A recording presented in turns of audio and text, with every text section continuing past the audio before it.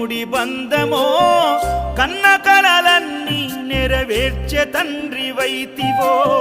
రెప్పచాటు కన్నీళ్ళే కష్టాలను మోసెరో